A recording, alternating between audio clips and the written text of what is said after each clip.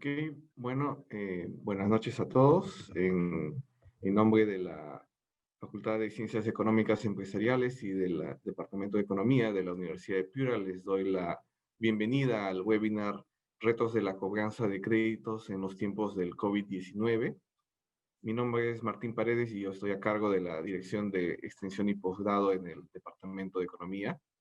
Y este webinar forma parte de nuestras actividades de lanzamiento de la primera edición del curso especializado de cobranzas de crédito en la gestión de riesgos.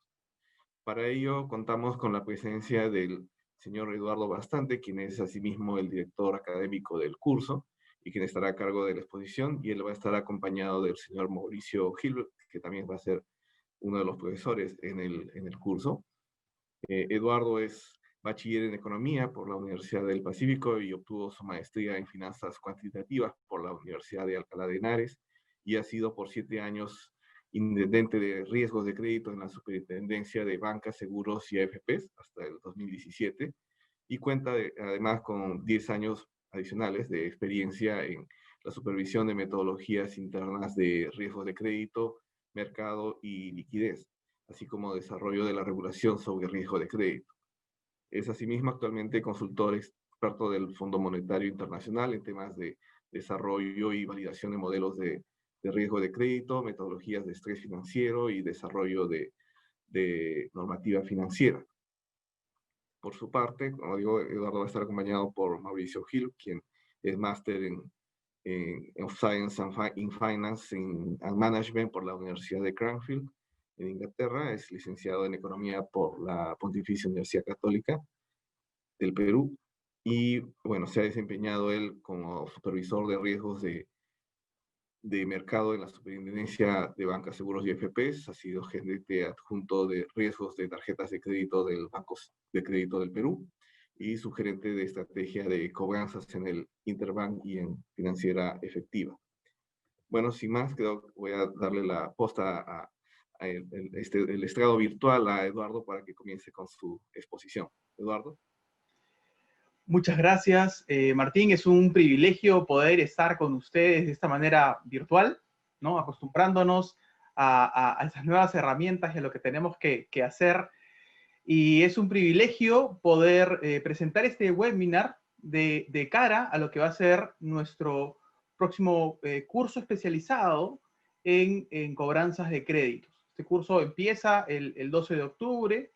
Nosotros estamos anhelantes de que pueda empezar.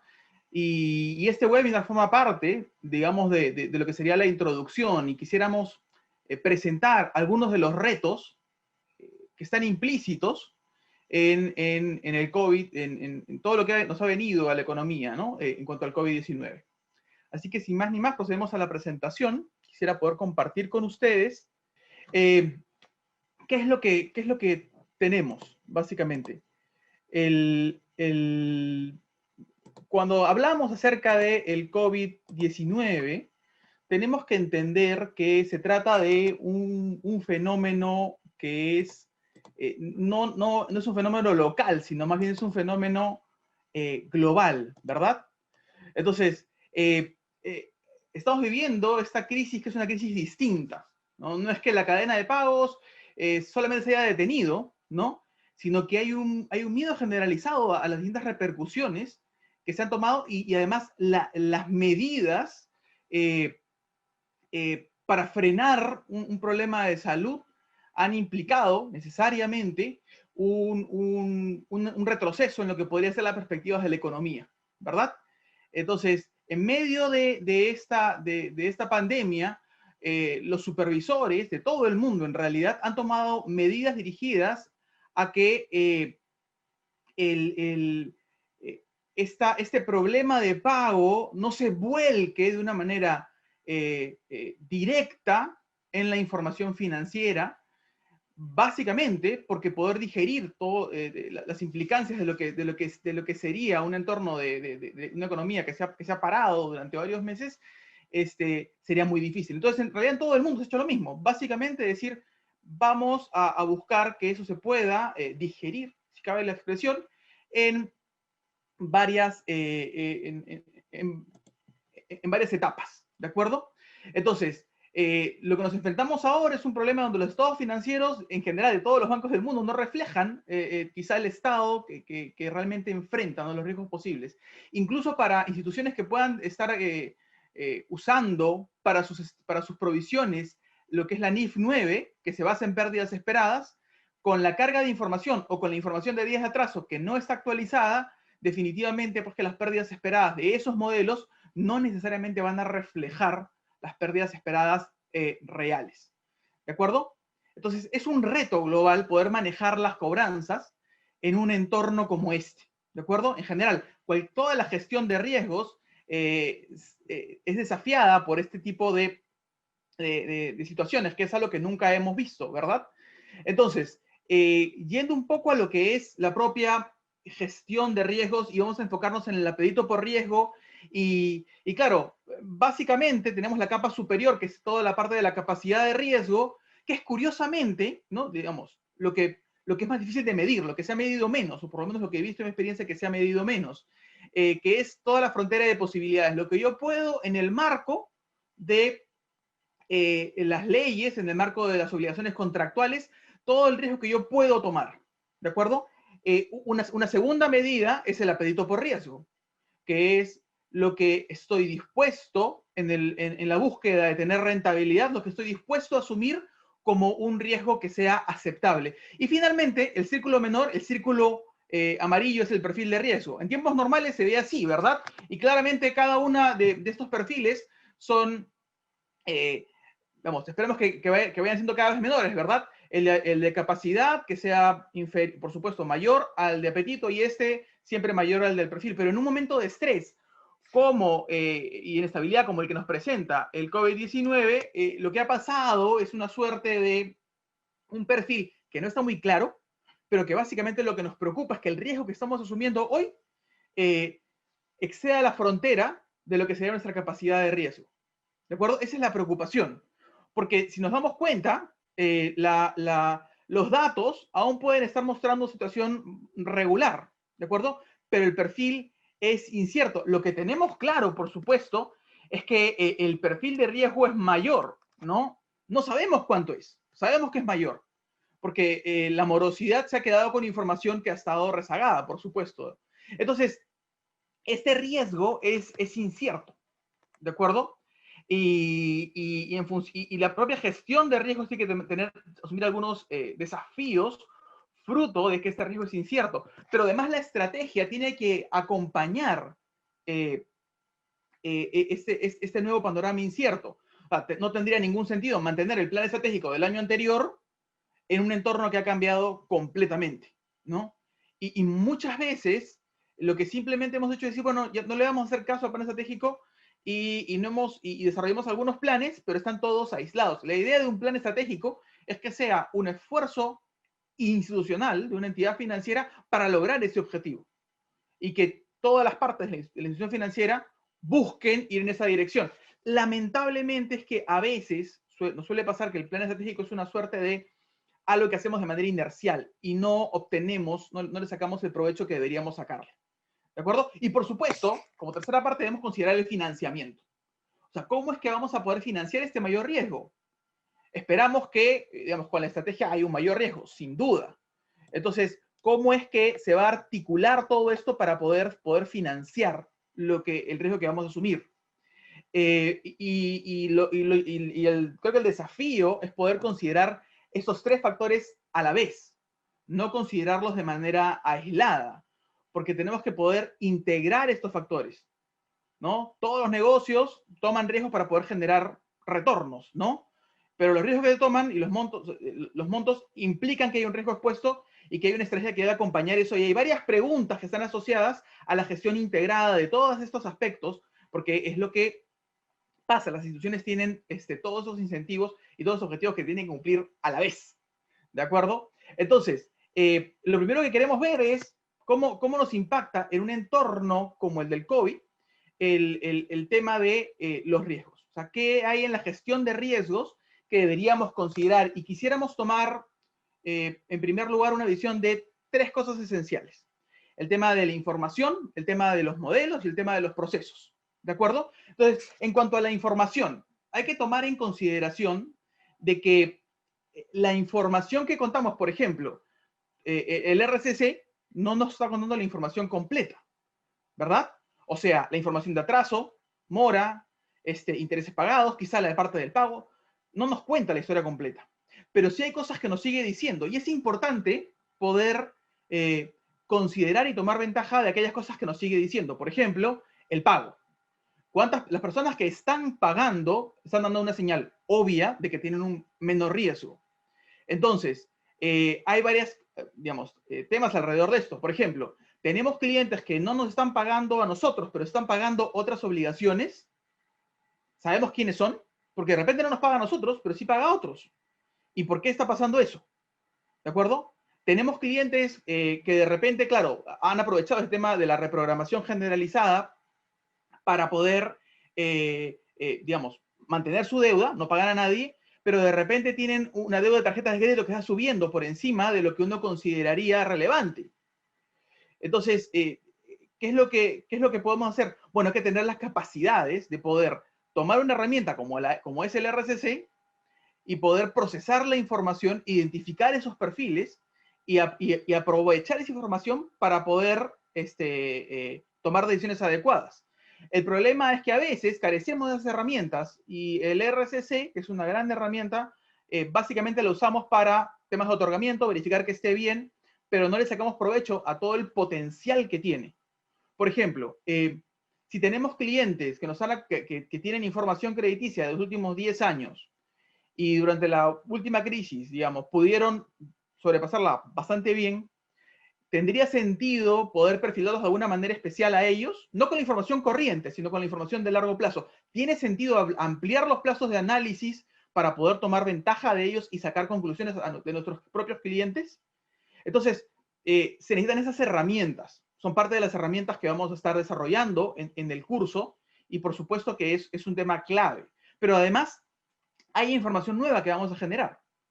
Nuestra aproximación a los clientes tendría que necesariamente no solamente quedarse en el hecho de yo poder decir, ah, bueno, esta persona, este cliente, me parece que sí va a poder pagar y ponerle algún perfil, digamos, según una metodología determinada, sino que además poder acopiar toda la información necesaria para que podamos desarrollar nuevos perfiles, porque no sabemos en realidad, y parte de la incertidumbre es, no sabemos qué vaya a pasar después. O sea, podemos tener algo de optimismo y decir, bueno, al cierre del año probablemente nuestras cifras mejoren y ya la cantidad de infectados caiga de una manera optimista.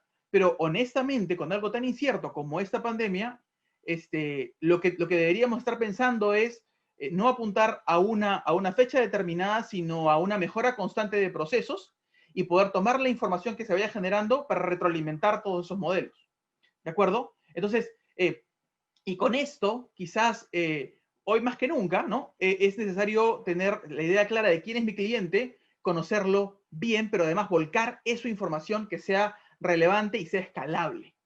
¿De acuerdo? Es importante. ¿Cómo poder volcar esa información que uno podría redactar como una glosa de una información estandarizada que me sirva para poder generar nuevos perfiles de cara al negocio para el siguiente año? ¿De acuerdo? Además, muy vinculado con esto está el tema de los modelos. Es claro que un modelo que se alimenta de información como la del RCC e inclusive la información interna, todos los modelos de comportamiento que ajustan muy bien en tiempos normales, ahora no nos dan un perfil adecuado de los clientes. Es lógico que con la información que ha cambiado, yo tenga una necesidad de repensar y de entender que los modelos tienen limitantes.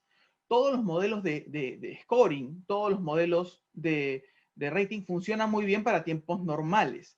¿También funcionan en estrés? Sí, la mayoría de ellos. ¿Cuándo? Cuando la información que estoy alimentando a los modelos sigue siendo vigente. ¿De acuerdo?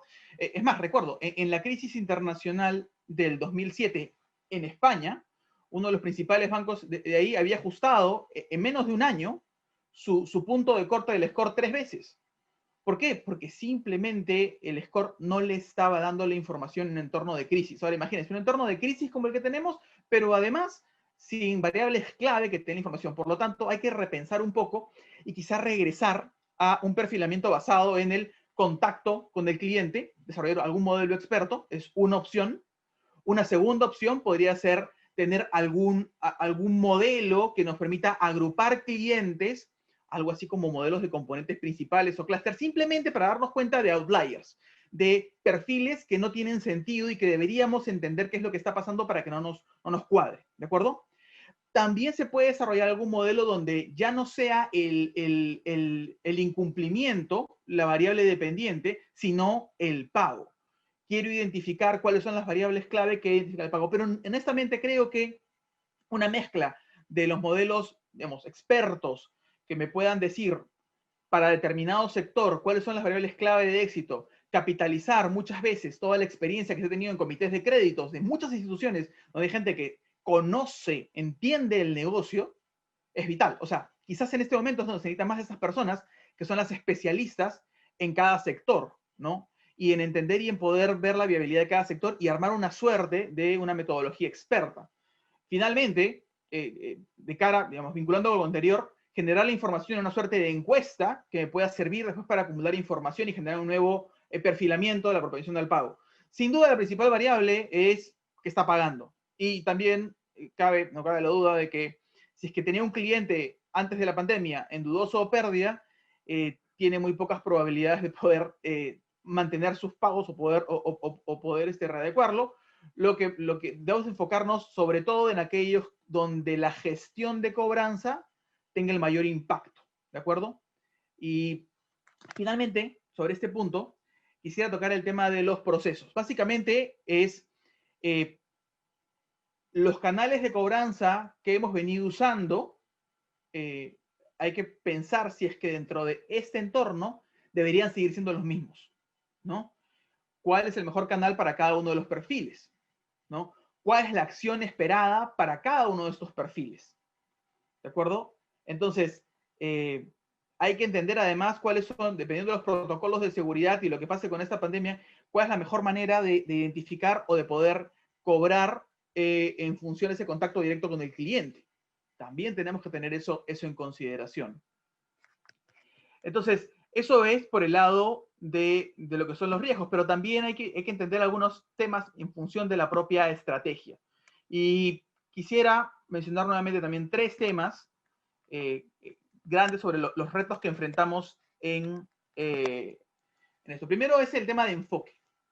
A ver, nuestro enfoque debería, digamos, mantenerse en el otorgamiento. Muchas veces los modelos de negocio han estado muy enfocados en el otorgamiento y en la mora temprana, quizás. Pero los clientes con moras prolongadas básicamente han sido problema de recuperaciones, ¿no? O sea, si tienen más de, no sé, 30 días, 60 días, eso es un tema de recuperaciones. Y quizás es tiempo de hacer un giro y revisar y pensar de que esa mora tardía también debe ser asumida parcialmente en función del perfilamiento por el área de negocios. Entonces, este enfoque en que el negocio de una institución financiera es colocar, es cierto, pero quizás en este entorno el peso relativo de la cobranza debe subir, ¿no? Y eso es medianamente lógico. El problema es que a veces eso no se vuelca en las horas asignadas, ni siquiera en las metas asignadas, ¿de acuerdo?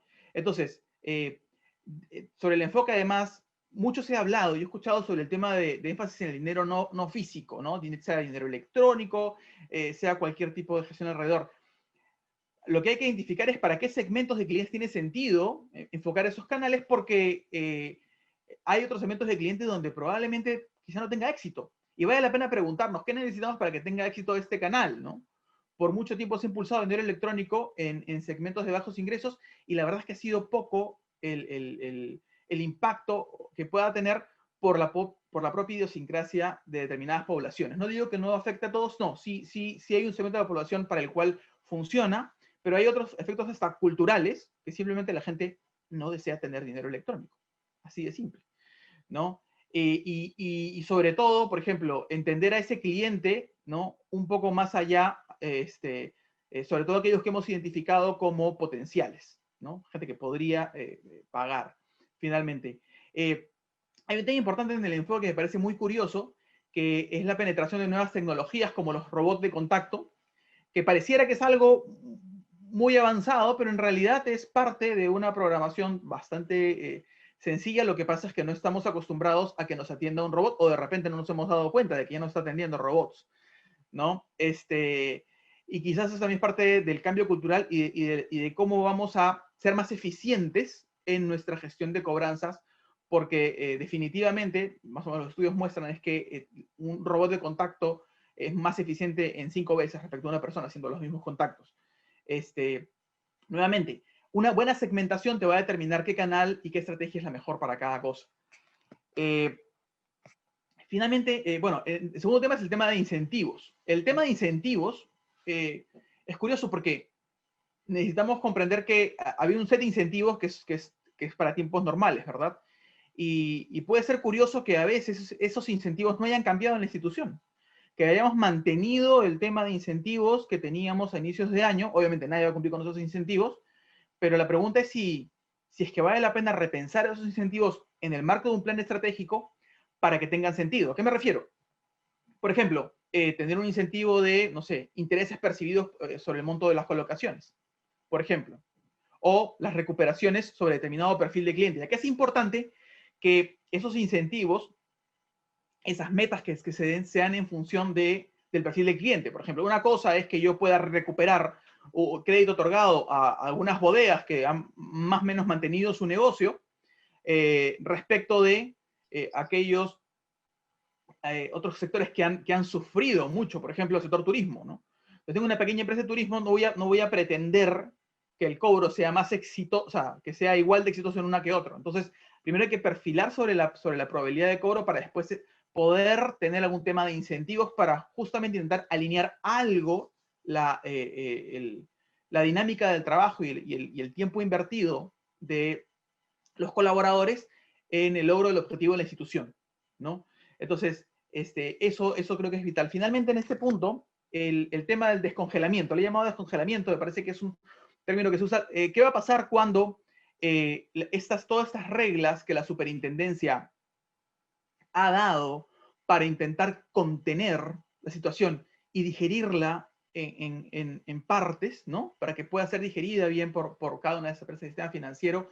¿Qué va a pasar cuando esto cambie? ¿Qué va a pasar cuando las normas, digamos, septiembre, octubre, ya empiecen a dejar entrar en vigencia y tengamos que afrontar la morosidad como viene? Y acá hay varios problemas.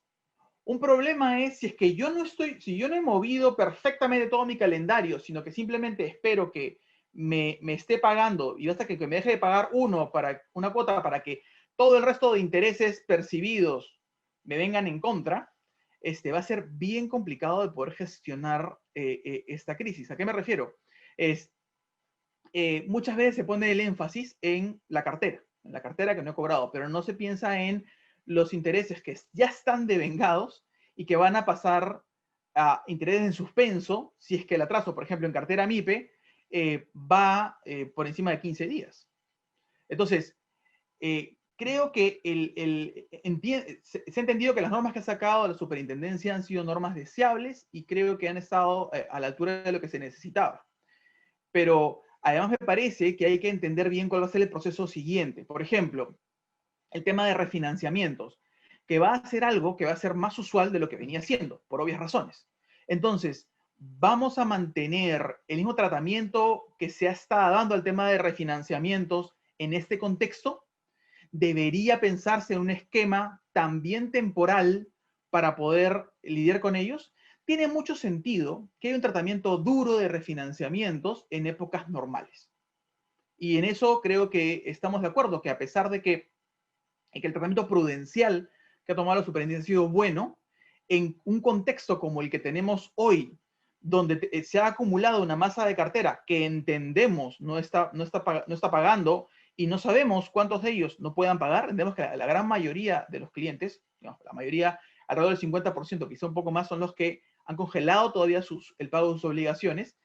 En este contexto, donde tenemos que digerir esto, tener un punto único de inicio puede ser contraproducente. Y creo que ahí hay una labor muy fuerte de poder hacer un análisis de nuestra propia información, entender con algunos supuestos simples de qué porcentaje esperamos que paguen o no paguen, cómo va a terminar el estado financiero al cierre de año, para poder presentar algunas medidas que nuevamente hagan un proceso ordenado de este descongelamiento. Si no lo hacemos así, me temo que vamos a terminar generando esa bola de nieve que se buscaba evitar, generarla justo al cierre del año. Entonces, hay que pensar en eso y como estrategia pensar en, oye, ¿cómo se va a reiniciar el pago? ¿Voy a esperar que me pague tal cual estaba pensado? ¿Tengo que pensar en plazos distintos? Y todas estas cosas son las que tenemos que pensar desde ya. Entonces, el tema del tratamiento de los refinanciamientos es importante considerarlo. Finalmente, sobre me queda el tema del financiamiento, ¿no? O sea, ¿cómo vamos a financiar este riesgo que estamos enfrentando? ¿Cuánto capital vamos a necesitar? ¿No? ¿Cómo nos va a pegar al cierre del año? ¿Qué tipo de metas de crecimiento podemos financiar con holgura? Y aquí hay que ponerse a pensar en una revisión integral de lo que son las metas de crecimiento. Porque si bien hay alguna parte de la cobranza que uno ya no puede manejar porque simplemente la persona o se mudó, salió, o su sector ya no da más, o ha decidido ya no seguir en ese rubro, o no tiene trabajo, que uno puede intentar buscar, digamos, mantener la cobranza, pero definitivamente se dificulta frente a situaciones donde evidentemente la persona va a ser difícil de poder recuperar. Podemos controlar a nivel institución financiera nuestro propio crecimiento para poder tener, si vemos que la realidad es muy complicada, tener una estrategia de reducción de activos para poder soportar mejor la carga que viene. Entonces, creo que la pregunta de cuánto capital contamos para poder afrontar esto es una pregunta muy válida. Y si bien entendemos que, por ejemplo, Reactiva puede tener algún impacto en la liquidez de los clientes muy grandes, y que definitivamente va a impactar en muchos ámbitos, el financiamiento que vamos a tener que hacer del propio capital va a demorar en que ese dinero fluya y entre a la economía y fluya adecuadamente y llegue hasta las personas que de repente es el perfil de créditos de una empresa, por ejemplo, microfinanciera, ¿no? Básicamente eso es lo que quería presentar en este webinar y quería dejarlos con Mauricio, quien va a profundizar en algunos aspectos que hemos mencionado y además quien de repente nos puede reaccionar sobre todo a algunas cosas que hemos también dicho. Adelante. Gracias, Eduardo. Hola con todos. ¿Cómo están? Bueno, buenas noches con todos. Espero que estén bien. A ver, empezó la crisis y de hecho ha habido un impacto en el corto plazo en lo que es gestión operativa, digamos, de cobranzas, ¿no? En cuanto a personas, ¿no? Y en cuanto a modelos, ¿no? Ha habido una reacción rápida, como lo ha comentado Eduardo, digamos, voy a retroceder un poco, en cuanto a los clientes y en cuanto a las personas que dan la cara, digamos, de cobranzas, y a un cambio de estrategia, o más o menos ha debido hacer la reacción de esta manera, ¿no? Y yo quería profundizar justamente en el tema, por ejemplo, de modelos, ¿no? Son 4 puntos. El tema de canales, la segmentación, el capital humano, que ya es remoto, y el alivio de la deuda y la educación financiera. A ver, en el tema de resegmentación he estado escuchando lo de perfilamiento y lo de información. La información ahora la recoge cobranzas. Entonces, cobranzas, el área de cobranzas ya no es un centro de costos, ¿no? Entonces, parte de la estrategia de la empresa tiene que ser profesionalizar el área de cobranzas, que sea un área multidisciplinaria, analítica, que ya no sea solamente operativa, ¿no? Que también se recurra al área de cobranzas de manera que podamos justamente en este contacto que se tiene directamente con el cliente, recoger estas nuevas variables para darle feedback al modelo que necesitamos de ahora en adelante, de lo que justamente comentaba Eduardo. Necesitamos nuevas variables y estas nuevas variables están en cobranzas. Ahora, ¿cómo lo hacemos? Necesitamos justamente sistematizar la información, ponerla, digamos, estructurada, porque cobranzas, por lo que yo he visto en mi experiencia, y lo que suele pasar, como digo, es un centro de costos y no hay ese profesionalismo recolectando información. Y si nosotros queremos una estrategia basada en data y en analytics, necesitamos recolectar la información profesionalmente. O sea, si queremos perfilar mejor a los clientes de cara a lo que se viene en esta nueva normalidad, tenemos que aprender a coleccionarla bien y perfilarla de manera adecuada. Entonces, eso es un punto, ¿no? Una vez que ya tenemos esta información, ya podemos jugar, digamos, de una manera diferente a lo que hemos estado haciendo. La historia ya no nos va a decir mucho y entonces podemos aplicar aprendizaje automático, machine learning, que nos permita actuar rápidamente, combinar qué segmento tiene, hacer una suerte de clustering, con qué canal prefiere el cliente, ¿no?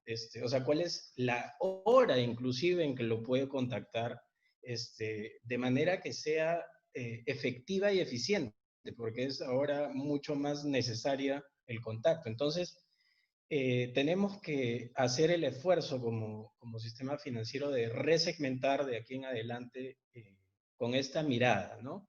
Si se dan cuenta, en el medio yo tengo una base que es tener una entidad financiera que sea ágil, que esté basada en la información, en el analytics, y en una infraestructura que justamente permita recoger la información, analizarla y poder implementarla rápidamente, ¿no? Entonces, hacer pilotos, cambiar rápidamente. Para eso se necesita entonces que este nuevo capital humano, digamos, esta nueva organización trabaje de forma multidisciplinaria, ¿no? Que los equipos de riesgos trabajen de mano con cobranzas. Otra vez, que no sea un centro de costos, que se profesionalice el área de cobranzas y que el analytics y las herramientas que se tenían en el área de riesgos pasen también al área de cobranzas, que las herramientas de modelamiento pasen al área de cobranzas, porque ahí va a estar ahora, digamos,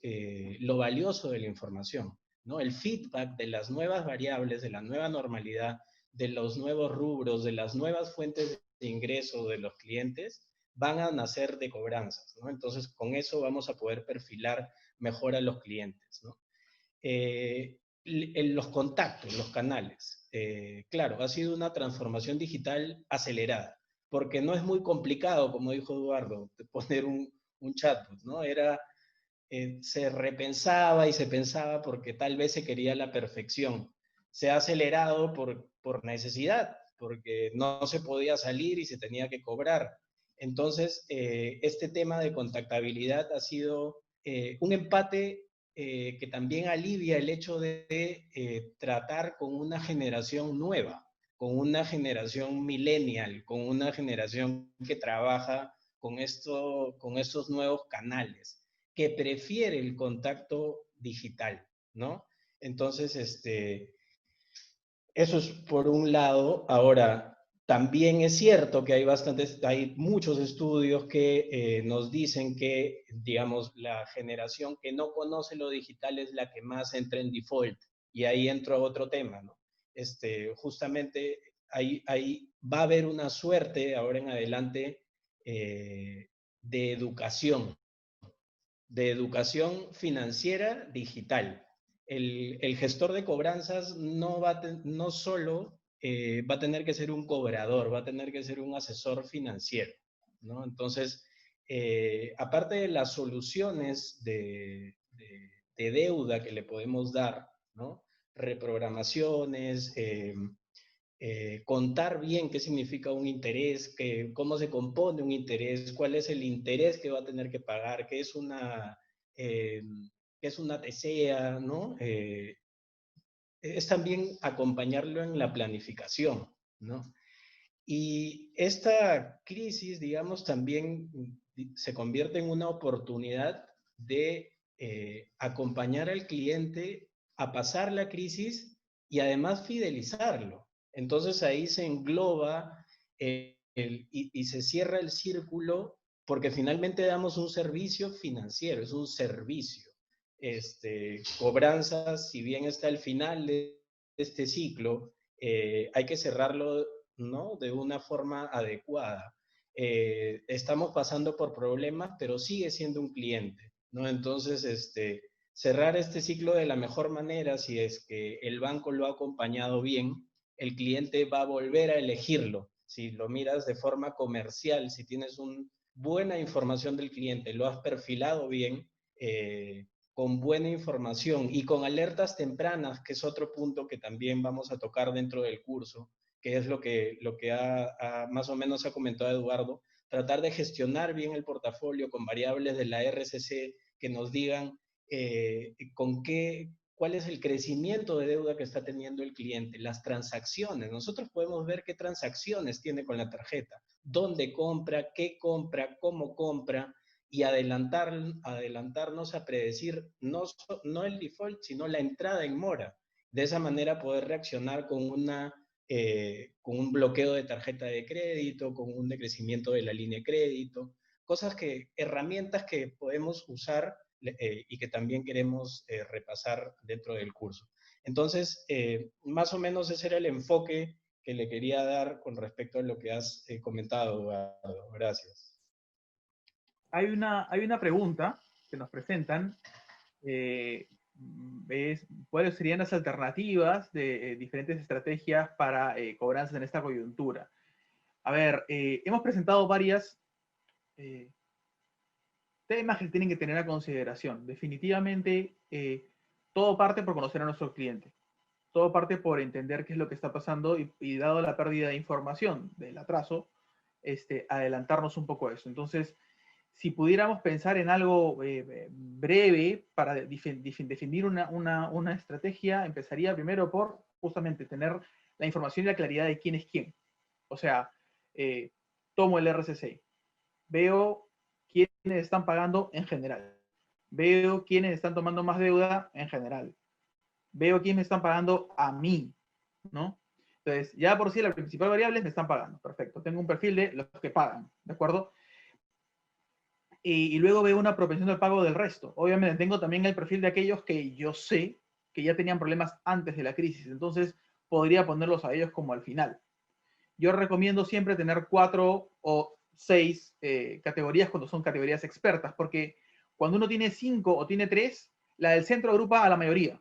Nosotros pensamos siempre en una suerte de que sea lo normal, ¿no? Buscar, siempre tendemos a eso. Y justamente para poder tener algún accionar distinto tenemos que intentar poner diferencial. Entonces, en este caso serían 4, tenemos claramente los que están pagando y los que no van a poder pagar. Y el tema en estas dos es justamente empezar a buscar y a ver, ok, por sector, cuánto es lo que podría ser, qué es lo que yo he visto de repente en el RCC, de repente en su perfil de quiénes son sus principales clientes, qué es lo que el sector, cuáles son las cosas qué es la cosa que está enfrentando, y con eso poder saber si es que me va a pagar o no con alguna aproximación. En ese sentido, el término de reinvención es muy importante, ¿no? Porque muchos clientes se están reinventando, ¿no? Y es un término que ha pasado a nuestro léxico común. Entonces, ¿cuál es la capacidad del cliente para poder, digamos, tener esa suerte de reinvención? ¿Cuáles son sus posibilidades? Y bueno, hay algunas variables que nos van a ayudar a poder identificar entre todo esto es, por ejemplo, si es que la persona sigue viviendo donde estaba viviendo o se ha mudado y no lo podemos encontrar, cosas, o sea, el hecho de simplemente que tú lo llamas y ya no te responde, ya también es una señal clara de que debería estar no en el primeros dos, sino de repente en el tercero. No lo contacto, ya, aquí está, en el tercero, de inmediato. No para hacer, digamos, disminuir las gestiones, sino para hacer otro tipo de gestión. Básicamente pensando en el aire, se me ocurriría eso. No sé, Mauricio, si tú tienes alguna otra pregunta que tengas por ahí o quieras responder un poco más esta. Bueno, si nos dice diferencia entre reprogramación y refinanciamiento, sí, y cambios de fecha de pago. Estoy viendo preguntas y respuestas. Bueno, reprogramación es algo más coyuntural, que es como lo que está pasando, ¿no? creo que se refiere a reprogramación, que es algo más coyuntural, y un refinanciamiento, que es a lo que has comentado, que se puede venir, que ya es cuando este efecto se vuelva estructural, ¿no? Entonces, la pérdida de empleo ya no se recupere, los ingresos ya no se recuperen, y entonces ya la cuota se tenga que refinanciar porque los ingresos ya van a disminuir en el largo plazo, ¿no? Ya no es una coyuntura, digamos. A eso es la diferencia entre una reprogramación y un refinanciamiento. Sí, acá acabo de ver una pregunta que nos habla acerca del tema del descongelamiento. A ver, en este momento, las normas de la superintendencia, lo que han buscado es justamente que no se genere un efecto bola de nieve que ninguna economía del planeta está en capacidad de poder soportar. Si nosotros vamos a cualquier regulador, supervisor de varios países, vamos a encontrar medidas muy similares a las que se han tomado aquí. Es más, el Fondo Monetario ha recomendado ese tipo de medidas, ¿no? O sea, en varios países.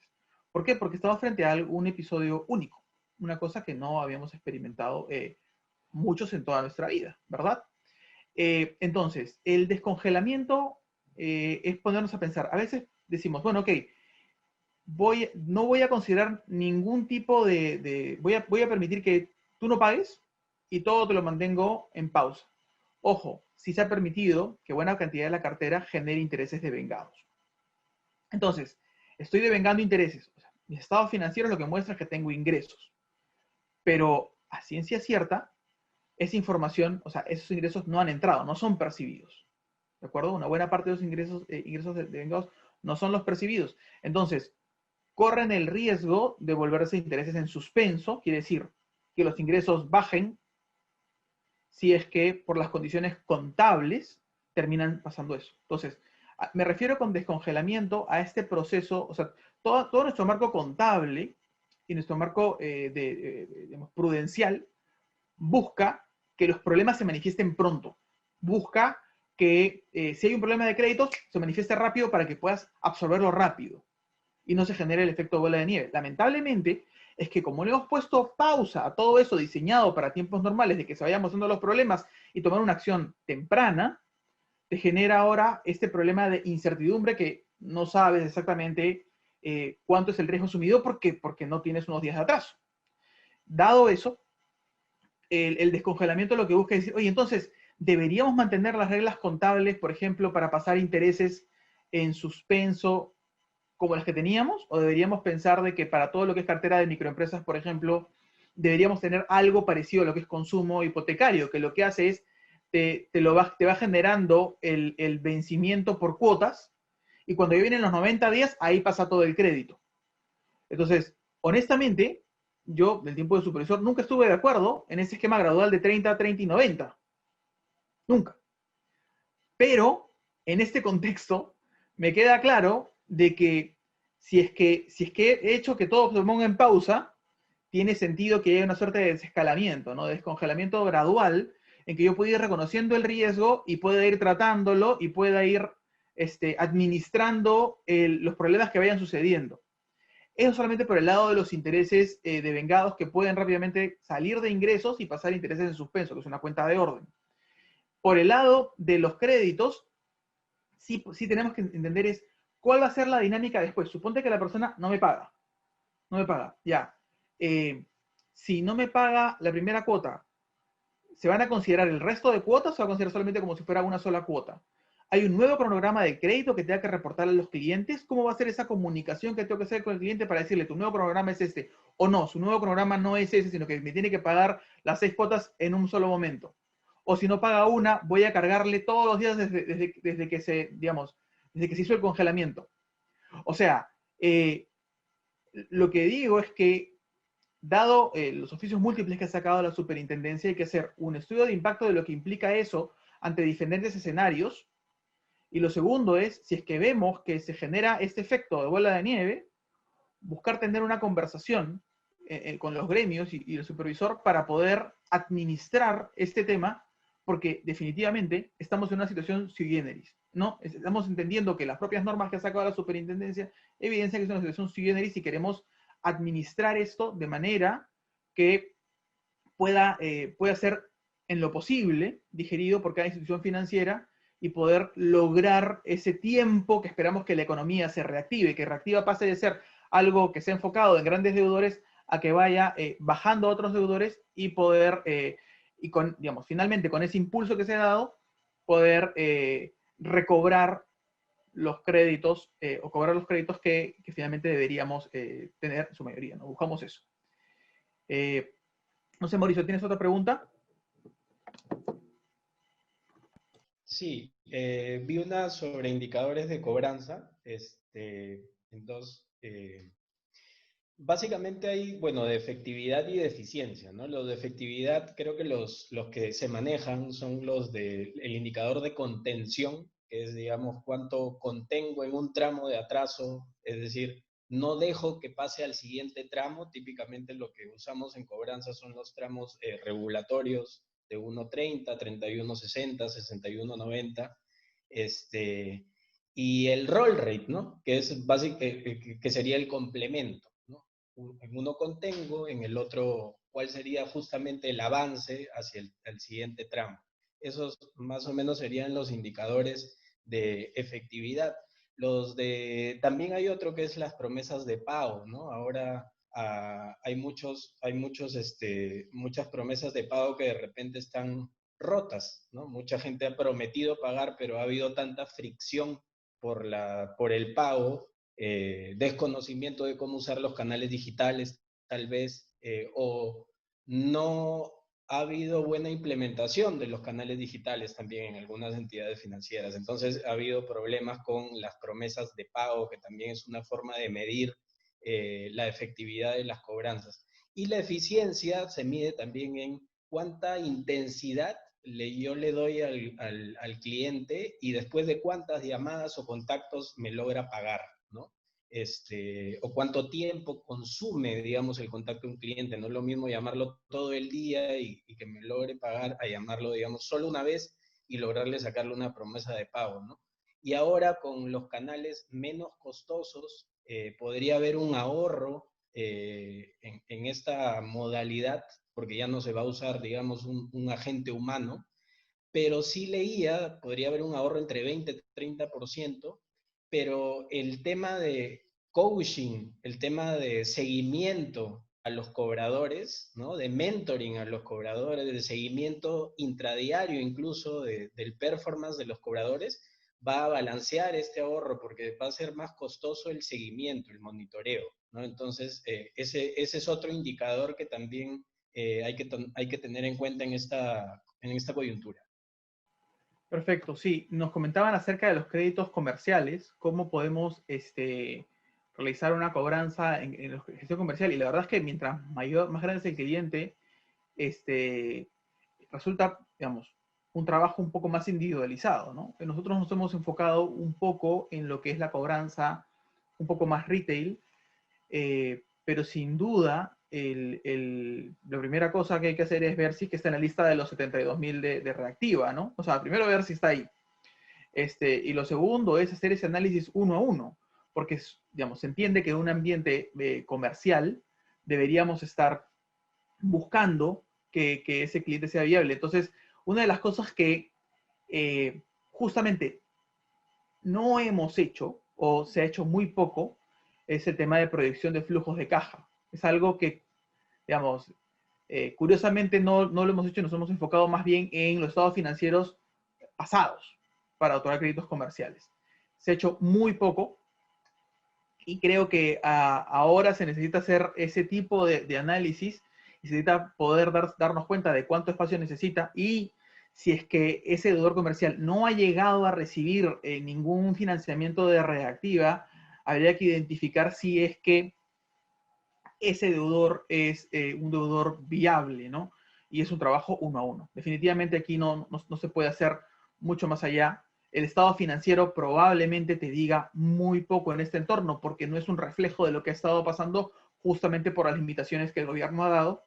Y lo que tendríamos que entender es que lo que se necesita es una inversión fuerte de tiempo en el análisis de estados financieros y empezar a pedir cosas como, por ejemplo, el flujo de caja y empezar a entender cuál sería la dinámica o por qué este deudor sería viable o no. ¿De acuerdo? Yo una pregunta sobre cobranza judicial antes de, o sea, ya estaba alguien en cobranza judicial antes de pandemia y se ha visto afectado aún más. Y ya es un tema bastante complicado por estar tan avanzado en, digamos, en los tramos de atraso. Ya es más bien un tema de salida, tal vez, del crédito, ¿no? Ver alguna situación de externalizar la cobranza, venta de cartera, ¿no? Porque si ya ha estado tan avanzado en un tramo de atraso, es tal vez externalizarla, venderla y tratar de ya no, yo diría, ya no agotar todo las balas, ponerlas más bien en lo que se pueda recuperar, ¿no? Ya no gastar, digamos, lo poco que se tiene y los recursos, más bien enfocarlos en lo que se puede recuperar haciendo una buena segmentación. Dejaría más bien los tramos más pasados, ya externalizarlos un poco y enfocarme en lo que todavía puedo salvar, ¿no? Creo que eso sería mi recomendación. Sí, había una consulta sobre el tema de reprogramaciones y refinanciamientos que tú respondiste, y también había un tema sobre cuántas veces se puede reprogramar un crédito.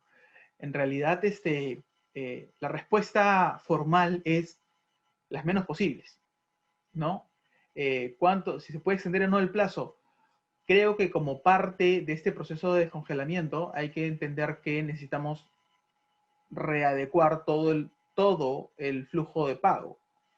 Si es que entendemos que, pensando en los créditos minoristas, las personas lo que han hecho básicamente es usar su capital de trabajo y el dinero que tienen disponibles para poder comer, ¿no? Durante estos meses, tiene sentido considerar de que no van a poder honrar el cronograma de trabajo que tenían. Entonces, eso tiene que moverse.